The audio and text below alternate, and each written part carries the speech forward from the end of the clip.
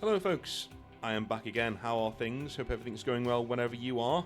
It's time for some more hobby nightmares. It is Wednesday. I am heading out to get my suit tailored in a little bit, so I might be a little late for that because I'm doing some hobby nightmares in the half an hour I have free. Hopefully you're all doing well, and our first hobby nightmare of the day comes from a lady by the name of Canon SD, or DD for short. Like, Canon SD, like, you do realise, like, what every dude who hears that name's going to be thinking, don't you? Like, every dude listening to this hobby nightmare just went, huh, you have my attention. Anyway, she says, "Hello North, my nickname is Canon SD, but you can call me DD for short. I've been enjoying your channel for some time, especially when I want to relax or paint something. Well, thank you very much.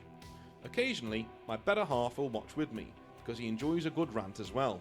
Finally, I have a short and spicy story to contribute. Since I'm not a native speaker, please excuse any mistakes that I make. No problem. I live in the exotic country of Greece. I was introduced to the hobby by my now husband in a very sneaky way.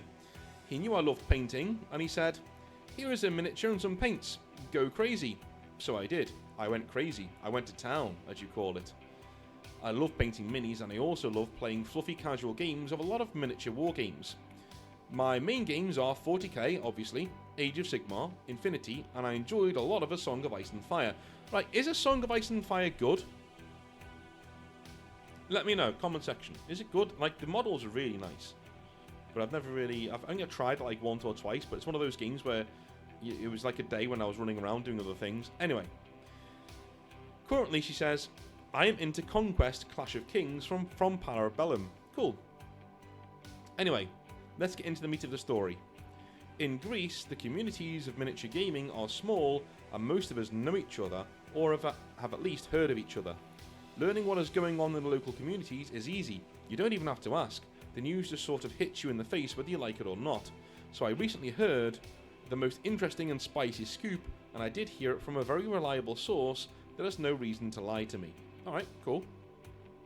A lot of these communities who are smaller do tend to be very, not cliquey, but like, any drama or, rumours going around will go around very quickly. Anyway, there is a person in one of the local communities that we will call Doc Papa that wants to create a YouTube channel to share advice and tactics about 40k. However, he thought that it would be best if he creates a sort of legend or mythos, if you will, around his name to make his channel more successful and more whatever he wants. Okay, fair enough, from the start. So in order to do that, he decided that his tactical advice should be backed up by a very solid 40k career with lots of victories, or to be more correct, with victories only. So when he says do this or do that in order to improve your game, he can back up his claim with, "Look at me, I've won every single battle I've ever played." Okay, yeah, that is the exact opposite of what most 40k veterans will expect from a good player. That somebody has missed the point of what 40k is. Like, completely sidestepped the point. Like, winning really doesn't matter unless you go into tournaments. Now, if he wants to do like a tournament channel, then fair enough.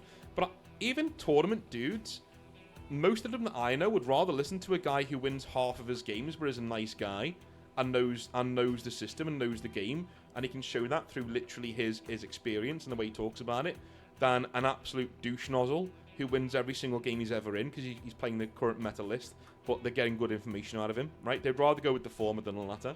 Anyway, moving on. So far, there's nothing really wrong with that. Well, I think there is, but moving on. It sounds reasonable enough. Here is the spicy part, though. Doc Papa created a club for 40k players to run tournaments. If you join this club, and you play against Doc Papa, you will never win, allegedly. Not because you actually lost the game, not because your score is lower, your score can be higher, and yet you will be charged with a loss, allegedly. I'm using allegedly because I was not there to witness this hilarious situation personally, and I'd like it to be covered just in case. There was in fact an incident that was actually quite funny. As always, allegedly, a friendly lad decided to go to this club, become a member, and play some games and generally have some fun. So, as he is preparing to play against Doc Papa and setting up his army, Doc Papa goes up to him and says, "You know you've already lost, right?"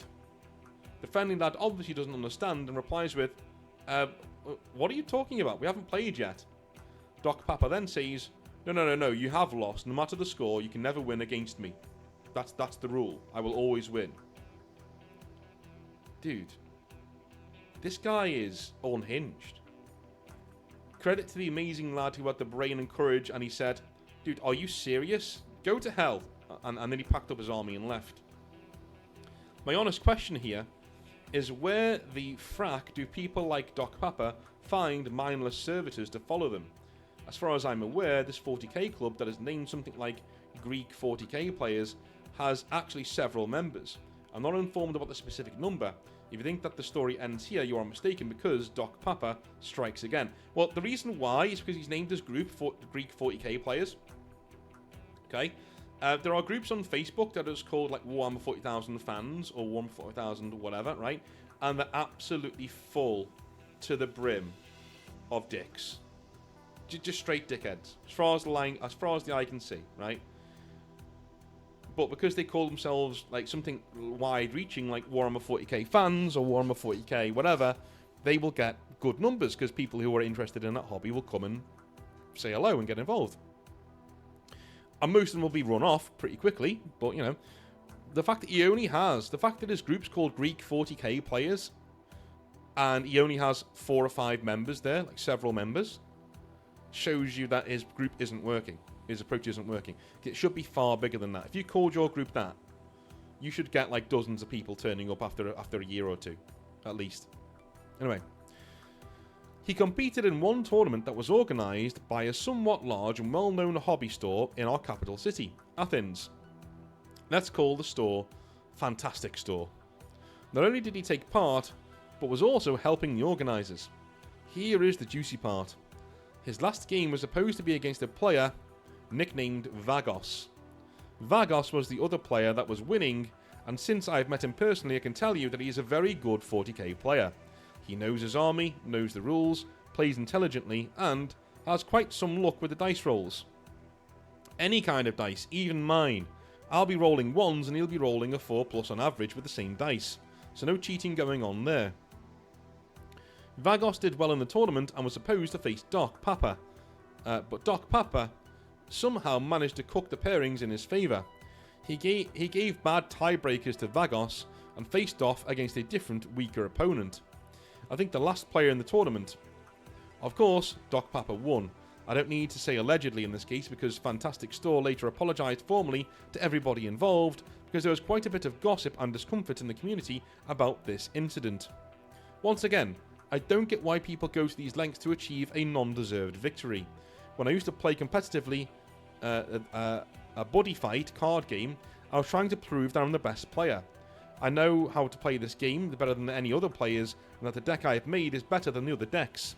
Silly me, I could have just cheated instead, proving I'm the best cheater, and not gone through all the effort. I will let you know the name of the YouTube channel if it is ever created. So far, it seems very bleak to me with all the gossip going around. Thank you so much for hearing me out, or reading me out, and I hope you enjoy the story. All the names have been changed just in case. Cheers. Okay, well, thank you. I don't think that YouTube channel is going to happen. Mainly because a lot of dudes who say they're doing something in life never actually do it, right? So if somebody says, "Oh, I'm playing this game of Warhammer because I'm going to start a YouTube channel, I want to get some wins under my belt," yeah, that guy's never going to start a YouTube channel, okay? You start a YouTube channel because you've got something to say, and you've got passion about something, and you want to get it off your chest. That's what I did, right? I started this YouTube channel just talking nonsense. I was talking about writing for the most part during the pandemic. So I started it when I think I was still working for GW, so I couldn't touch it at that stage. And then later on, I did a few videos on writing and stuff that did quite well. Then I did a few videos on my experience at GW, which did really well. And then I just disappeared, right? I did a few other bits and bobs, like, you know, Let's Plays and things. But I didn't do anything else. And it was only when I got back from America that I went full on into talking about Warhammer, because Warhammer was one of the big stable things in my life at that point, and it got me through a lot of hard times. So there you go. But that's why you create a YouTube channel. You don't go into a situation and say, "Oh, yeah, I'm going to create a YouTube channel." Like it's like a surgical thing, a process. A, then B, then C. You don't do that. The best channels on this in this sphere grow out of passion and other people going, "Hey, I like this guy," kind of thing. Anyway, moving on. Our next one is from Warsmith. How's it going, dude?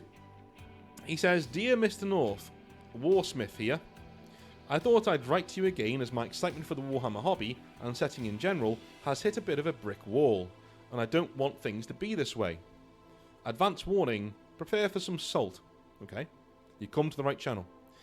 "This has primarily been triggered by the nonsense that is Horus Heresy 3rd edition. However, I believe this is just a catalyst, and something that has been going on for a long time.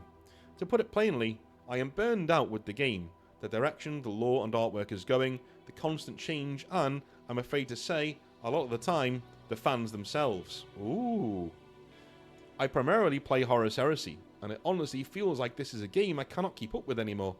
I work 12-hour shifts full time, but even on my days off, I've been studying a CompTIATIT course, in addition to making sure I spend enough time with my girlfriend, on top of making time for friends and a whole bunch of other hobbies like Krav Maga and English Civil War reenactment." Dude, how do you find time to do all these things? This is... Alright. One of my huge faux pas in life, and I hate it, whenever my friends say this, I roll my eyes, like physically, right? When they say, "Oh, I'm just too busy. I don't really play video games anymore. I'm too busy." No, you're not. No, you're not. I'm just too busy to go out with you for a drink. No, you're not. You're not. You're choosing not to go out with me for... I don't have priority in your life, and that's fine. But have the balls to just tell me. Say, "I'd rather spend tonight with my missus, chilling out." That's what I do, right? So I won't be out. Don't say you're too busy, because that makes what you're doing there, it's such an arrogant, passive-aggressive, put-down thing to say.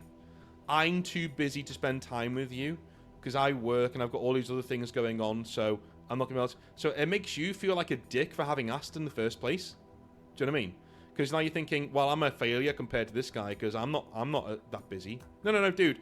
I'm being honest. If anyone's ever said that to you, the people who've said that to you are only as busy as you. I'm serious. Or less busy. They might be less busy than you, but they try and make out like they're really busy. They're not busy. Okay? Look at the amount of stuff Warsmith is doing whilst he's working 12-hour shifts.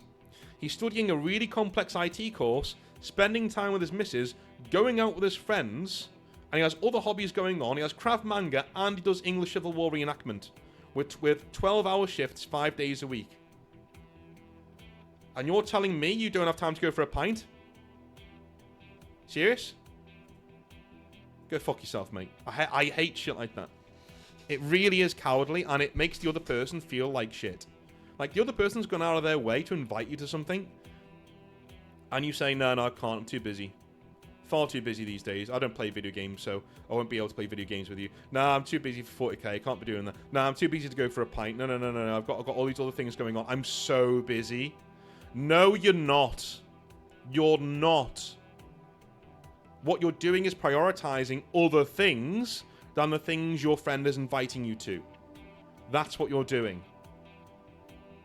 I fucking hate it. I had a mate who would always do that. He said, "Mate, you need to get in touch with me like at least a month in advance. You want to go do something?" No. No. I will cut you out of my life then. Goodbye. No, because friends don't do that. Okay? Friends don't do that. I don't mean you need to drop everything and come for a pint with me whenever I want. I don't mean that at all. I mean, like, but if it like once a month I go, "Hey man, it's now Tuesday, do you want to go for a pint on Friday?" And you're like, no, you need to get in touch like a month in advance or I'm going to be busy. No, mate, go fuck yourself. You're a dick. You're not that busy. You're not that busy. I know what you do for a living, mate. You're not that busy. Dude, I've heard this so many times. Not just to me, but to like friends of mine as well, who are like, "Oh, is he coming out?" No, he said he's that busy and things like that. And then you speak to other dudes and they're like, oh yeah, I don't really play video games anymore. I don't really have the time. Yeah, you do, man. You do. Stop acting like you're better than everybody else because you've got a child. Right? Some of us are actually good at adjudicating our time. We work our asses off. We earn decent money. We spend time with our kids. We spend time with our family and our friends. And we still play video games. So go fuck yourself. Right? Why don't you get better at managing your own life and time? Stop being a little bitch. And stop telling everybody else that you're so busy when you're not. I'm sorry for going on that tangent. But I hate that. It's one of my huge pet peeves. Unless you're literally, you know, running a multimedia empire, you've got the time, mate. You've got the time. You're some dickhead barman from the city. You've got time. Right? That's... You know what I'm saying, right? Dude, you're a bricklayer. You've got time. If you liked me, you'd make the time. I always say that. When people reveal to you who they are, believe them. Okay? If one of your friends multiple times says, nah, I'm too busy, can't go to a pint, believe them, don't invite them again. Okay, cool. Fuck them. Okay. Right, that's now 5 times. That I feel like an idiot now. Like, you literally, you know... If you wanted to hang around with me, you'd find on one of these 5 occasions you'd found some time, right? Your life is not that fucking busy. It isn't. You know, like I've stopped talking to friends in the past where, you know, I know for a fact I'm much more busy than them. I don't say that to them because I'm not a dick, but I know like I've got tons of things going on, and they're going, nah, I'm too busy. I've got this going on. No, mate, you don't. You've got nothing going on. That's why I'm inviting you for a pint. Like, don't act like... I don't know, man.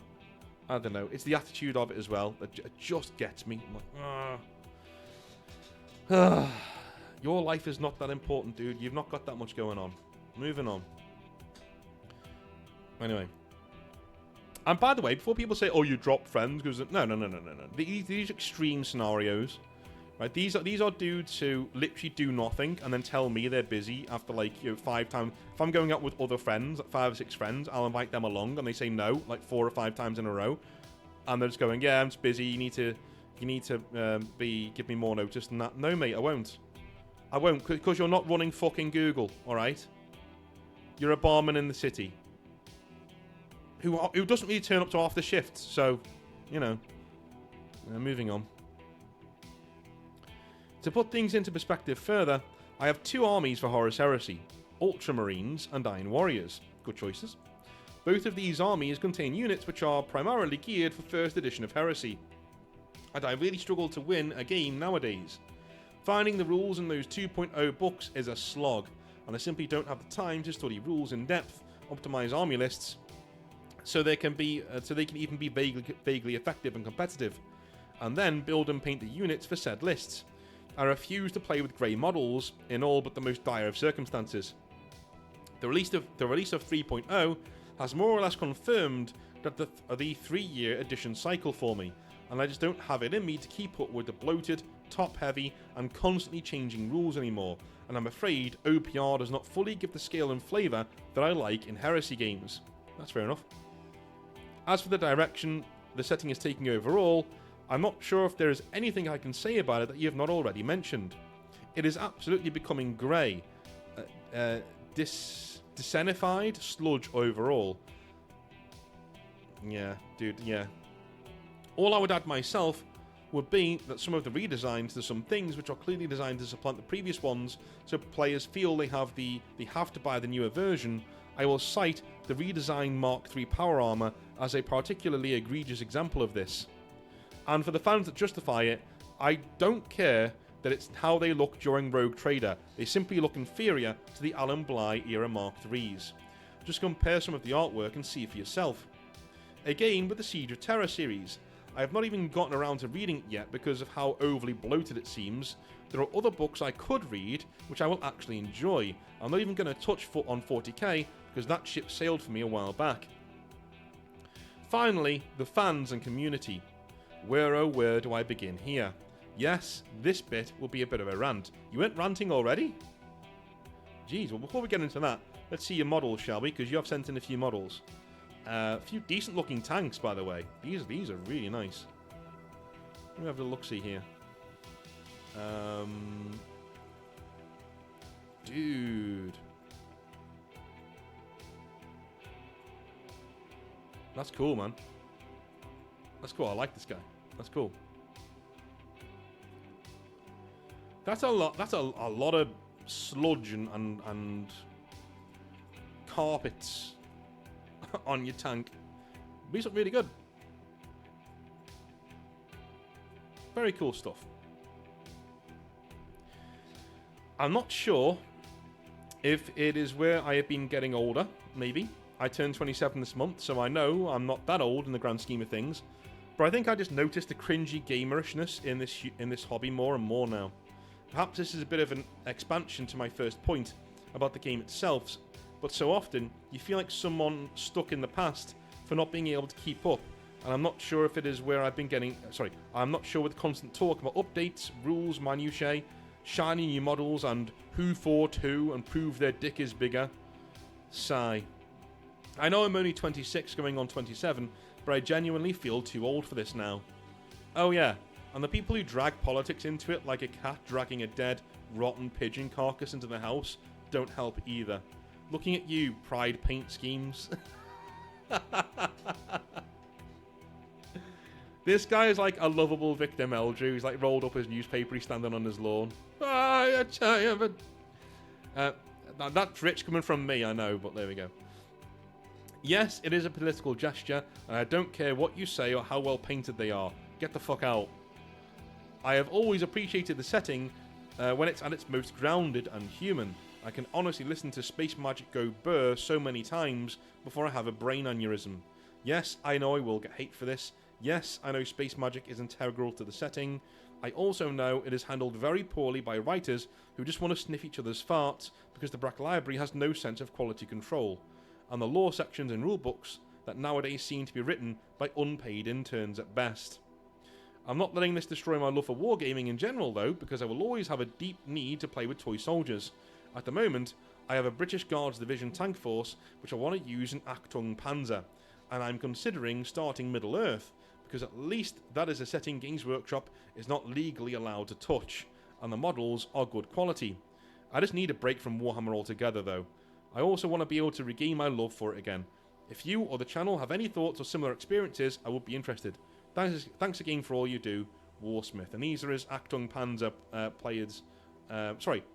He says, if there are any Achtung Panzer players that view the channel based around Hampshire, I'd be interested to hear from you, as I've had real trouble finding others that actually play to give me an introduction. Okay, cool.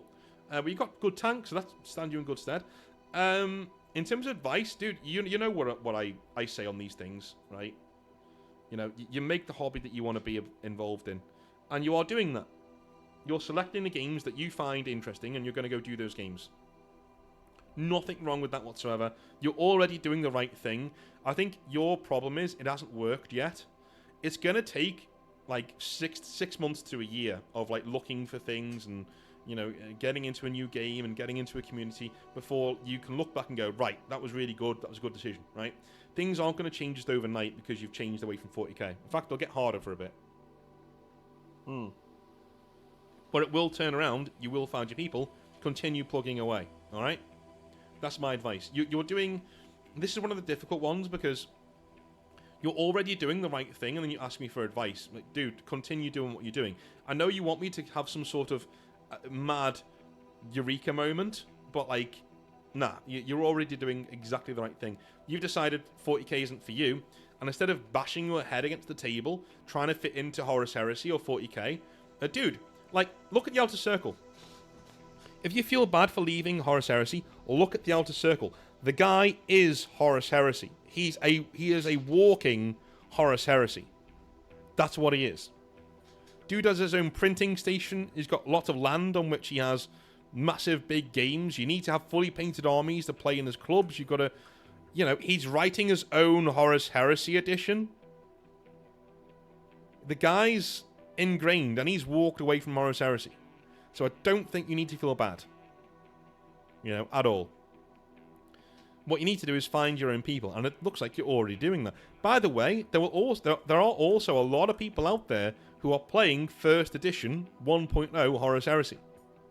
There's a lot of clubs out there in England, especially south of England, man. Have a look around. There'll be a lot of people playing older editions Horus Heresy because they hate 2 and 3 so much. And by the way, when Outer Circle brings out his edition out, bring that to other players. Say, hey, maybe we should try this. There are ways around it without having to walk away from Horus Heresy altogether. Enjoy the models, enjoy the lore, and cut Games Workshop out completely. That's my advice. Moving on. Eastern Fox is next. He has a Hobby Nightmare here. A really nicely written Hobby Nightmare, it looks like. Looks like an essay. This is beautiful. It's called The Terminally Online Warhammer Redditor. Oh my god. Okay, here we go. Greetings, most northern of exiles. Hello, Eastern Fox. How's it going, man? I think I've seen you in streams. But anyway. This will be the first time I am writing to you. But hopefully, it won't be the last. I've been a subscriber to your channel since early this year and attended a few of your live streams. Okay, cool, man. Well, thank you for writing in. You may call me Fox, and I just want to share a brief hobby nightmare that happened to me recently. I think it demonstrates the huge disparity between those who actually understand the settings of Warhammer and those who just read the memes and toxic circle jerks on Reddit and decide that they are the truth of the hobby. This all began in the place where most hobby nightmares in recent months have spawned. A local game store that proudly wears its leftist progressive ideals on its sleeve.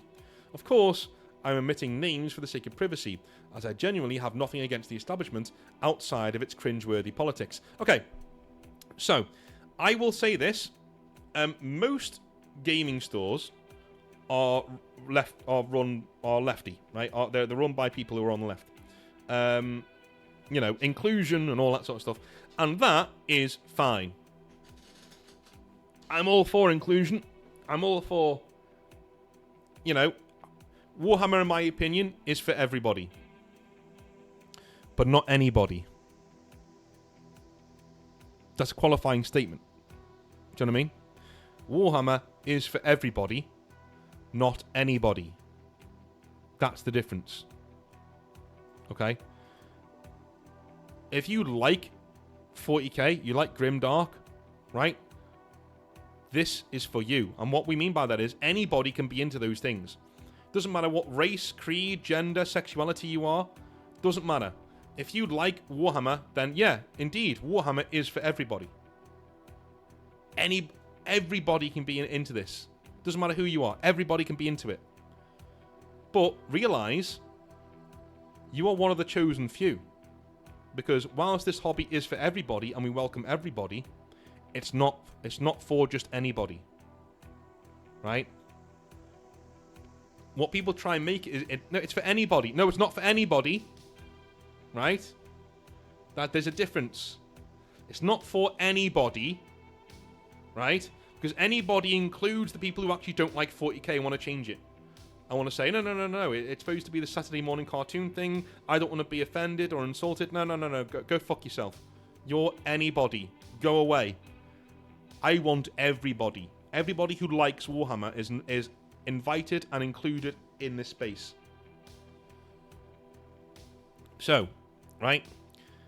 It's just that a lot of the harmful people coming into the hobby who want to tear it down and generally turn it into something that it isn't, tend to be on the left. And I will have that argument with you. Please don't come on my video trying to tell me that the fucking sky is coloured red, right? I know what I see, I know what I read, I know what I hear. And dude, I run a channel which focuses on talking about the hobby with people from all across the spectrum. You've seen them. We've had lefties, we've had righties, we've had centrists, we've had everybody on this channel. Even dudes on the left go, yeah, it's basically guys on my side of the fence who are trying to, you know, make 40k not 40k anymore, and it sucks, right? So please don't come in the comments and tell me the sky's fucking red. I know what I see, I know what I read, I know what I hear. Okay? If it was the other way, you know I'd be going on that as well. Alright, because the artards who walk in painting their models as if they're from the the Third Reich, you know, those guys can go suck a dick as well. Don't get me wrong, right? But unfortunately, or fortunately, I don't know, they're a lot rarer than the other guys. You will be made to believe that most of this hobby is populated by dudes who do that, who like wear like Third Reich helmets and shit. No, it isn't, right? There are far more people on the left wanting to tear down the hobby for what it is than there are extreme right dudes coming in and being mental. It's just literally how it is. Sorry. You know. And it's a really good commentary on how good our society is. Extreme views that are, you know, intolerant of other people are quite rare. And that's good. That's not a bad thing, that's good. But on the flip side, it also means the people who are trying to tear this thing down, the vast majority of them will be on the other side. Unfortunately. That's where we are. Anyway, moving on. I've been in the hobby since the 8th edition of 40k, and also played Age of Sigmar, the latter of which has been the focus of my tabletop gaming since the 4th edition was released. Even though I love 40k and the grimdark extravagance of its setting and factions, I enjoy Age of Sigmar for different reasons. For starters, there's actual narrative momentum in the lore. Stuff of significance happens that actually changes the landscape of the game and adds dramatic weight to each battle you play. There are clear lines between good and evil. Dude, that's something that needs to be in more things. Right? Everything I'm writing now has a clear delineation between good and evil. I hate grey settings. I can't stand them. Because you think you're oh so clever, don't you? You're oh so clever. Actually, the Catholic Church is evil. Oh, yeah. Oh, I've not seen that before. I've not. That's brilliant. That's great. That's your twist. That's your twist. Really? Okay. Dude, it's far more interesting seeing a warrior of God who shines with a shield and armor fighting a fucking demon. So you can cheer him on. Like, yeah, dude, get in there. Kill that thing, right? That's why I like Grey Knight. That's why I like Dark Angels. There is no ambiguity. There is no grey. This is good, right? This is good. Imperium, people, humans, right? This is good. Black Templars too. This is good, right? That is evil. Fuck them, right? It's far more interesting. And you get a far more visceral reaction from your players than everything is grey and everything is, oh, the bad guys really bad guys? My name's Malekith and I was really the good guy all along. No, just shut up. Anyway, there are clear lines between good and evil, but there is still plenty of the moral greyness that's emblematic of any Warhammer setting. Moral greyness? Bleh. I personally enjoy clear good guy versus bad guy stories, good lad, but only if both sides have flaws and aspects that give them depth. That's true. That's true. Just because you have a good guy versus bad guy story doesn't mean they can't be interesting. Yes, they can have flaws, the good guys can have flaws, and the bad guys can have redeeming qualities. Dude, that's why Strahd works so well in The Curse of Strahd, right? He's a bad guy, but he has redeeming qualities. You know, doesn't redeem him, he's bad, and you need to go kill him, but still, right? He's interesting. The only really bad guy that I've liked is Darth Sidious, who's like completely bad, and that's only because he's evil and he fucking loves it. He just loves it. Oh yeah, I love it. Give me that puppy. Snap its neck. You know you gotta respect that. You know, you gotta respect the guy. You know, he takes being evil very seriously. Anyway, case in point, the Stormcast Eternals. Suffice it to say, they are the paladins of Age of Sigmar and the paragons of the Order Grand Alliance. They defend the lands of Sigmar's empire and his people and worked in concert with their allies for a common good. However, they slowly lose their humanity with each reforging, which is symbolic of the sacrifices one has to make to achieve great things and the toll of war on the human spirit. Yeah, dude, that was one of the best changes they ever made to the lore, was that. Really good change. Really, really good change. It goes without saying that they are fundamentally good, but they pay a price for their struggles. I say all of this now to provide context for the actual hobby nightmare, because I truly could not process the nonsense that ensued. And by the way, have you noticed that there was no controversy about Stormcast Eternals sometimes being women? It's almost as if the Warhammer fans know what they're talking about. Right? Because no one said shit about Neve Black Talon because she's badass. And there's a law reason why there are female Stormcast Eternals. No problem. Moving on. Right? We weren't talked down to. We weren't accused of being ists and phobes for just wanting some logic in our setting. You know? For the setting to respect itself and its own law. Stormcast Eternals are badass. And the female-looking Stormcast Eternals are the better-looking models. And I love them. Right? This is what I mean. It's for everybody, not anybody. Moving on. I'm currently part of an ongoing Path to Glory campaign in Age of Sigmar, and after the Game Master arranged everybody's opponents, I arrived at the gaming club for my first battle. This club opened only in recent months, but is now fully stocked with hobby supplies, tabletop games, and a very spacious war room for battles upon massive, decorated tables. However, most of the clientele aren't there for tabletop games, rather, they turn up to play Magic the Gathering. Nothing wrong with that. The owner even said to me once that most of his revenue comes from Magic sales rather than Warhammer, so you can probably see the issue already. Dude, that's every store. Every store is like that. Literally every single store. As for why I go to this place at all, it's because it is right in the heart of my local town and has great inventory compared to other stores and even an official Games Workshop, as well as having enough space to just chill and read a book if I wanted to. The owner keeps the place clean and has no other employees, so I still commend him for running it on his own. That said, his audience is, unfortunately, the exact kind of people that tend to make things frustrating for our hobby, i.e., they are obsessed with representation, progressiveness, and above all, pronouns. Just to further give you an idea of who frequents this club, they literally wear name tags that show their preferred pronouns while playing Magic or D&D in the store. Dude, even trans folk look at that shit and go, ugh. I'm telling you now.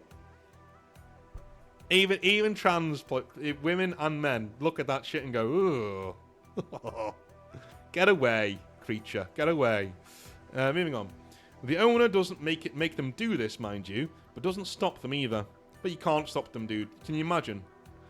You'll also find stickers like no chuds, arsists, fuck off, and LGBT flags adorning laptops and card binders amongst the players and the store advertising, so the intention is clear.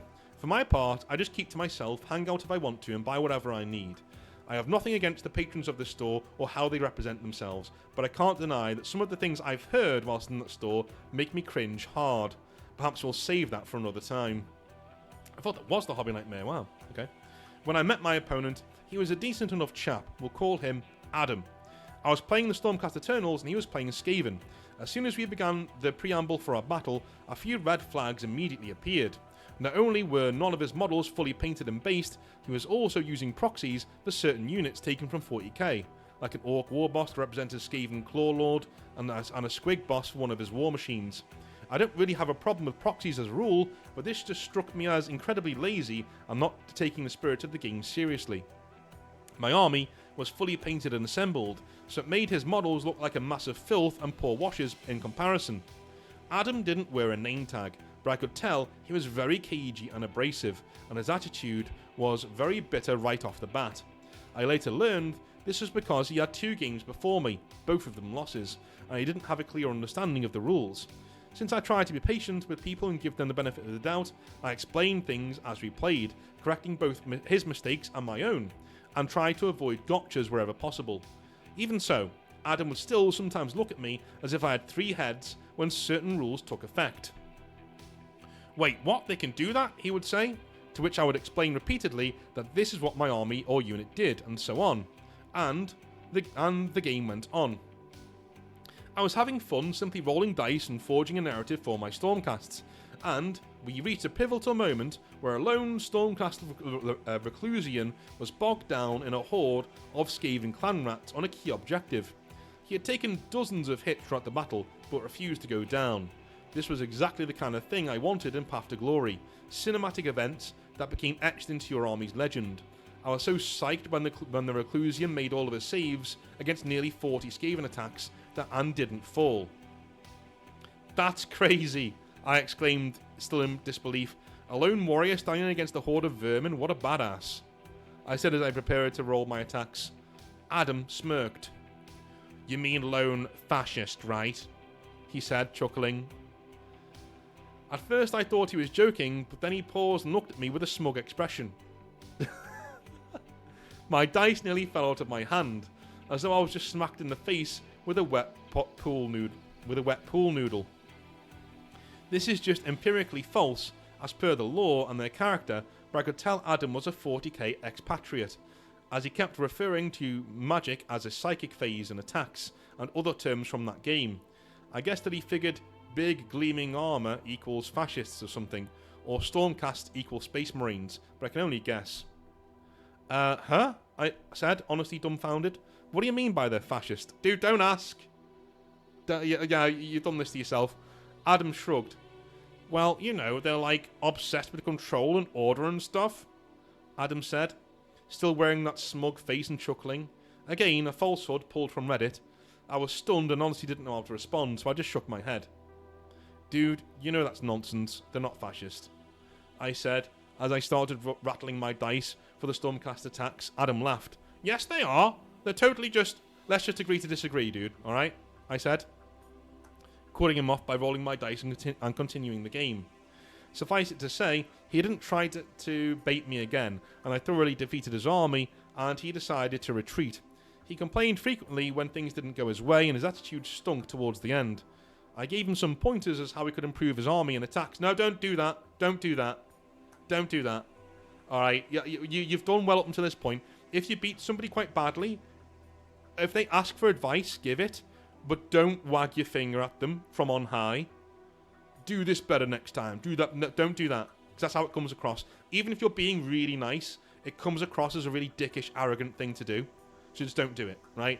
Whenever I've won a game of 40k, I never give pointers to the enemy. I like a commentator on a football game. I'll say where things went wrong or better. I'll say, oh yeah, man, if you held that line there, I think you would have won. But like, you know, that kind of stuff. But I never say, do this better next time. Don't do that unless you're asked. Same thing with critiquing painting. Same thing. If you're not asked, don't say. Just go. If you've got nothing nice to say, right? If it's a cool paint job, then say.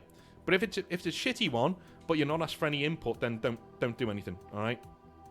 All right. I'm no expert, but I could clearly see that he wasn't playing with a full deck, so to speak.